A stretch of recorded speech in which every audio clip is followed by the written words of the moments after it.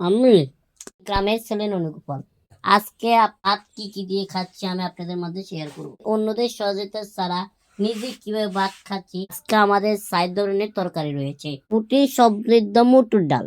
পরবর্তীটা হলো গ্রামের জনপ্রিয় শাক বাত্তার শাক। শীতের সিজনে আমাদের এখানে পেঁয়াজ সেউ মাছ বা অনেকে বলে ছায়া, যা খেতে খুবই মজা।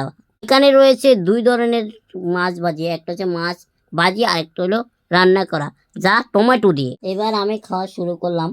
প্রথমে নিলাম ভাতের সাথে ডাউল, তারপরে নিলাম আমাদের গ্রামের বিখ্যাত শাক পাত্তার শাক, যেটা দেখতে খুবই মজা, খেতে খুবই মজা। এটা শীতের সিজনে বেশি পাওয়া যায়। তারপর নিলাম বাজি সেউ মাছ বা সায়া মাছ। এটা খাইতে সত্যি অনেক দারুণ। দেখেন খুবই মজাদার একটা খাবার, যার নাম হলো সেউ মাছ, যেটা শীতের সিজনে বেশি পাওয়া যায়। শুটকি হিসাবেও এটা খাওয়া যায়। অস্থির, দেখতে পাচ্ছেন।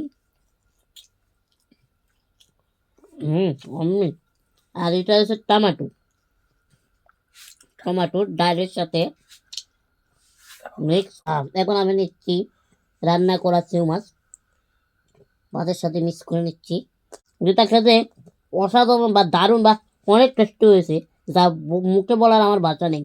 এখানে 1 গ্লাস জল আছে, আমি যেভাবে খাই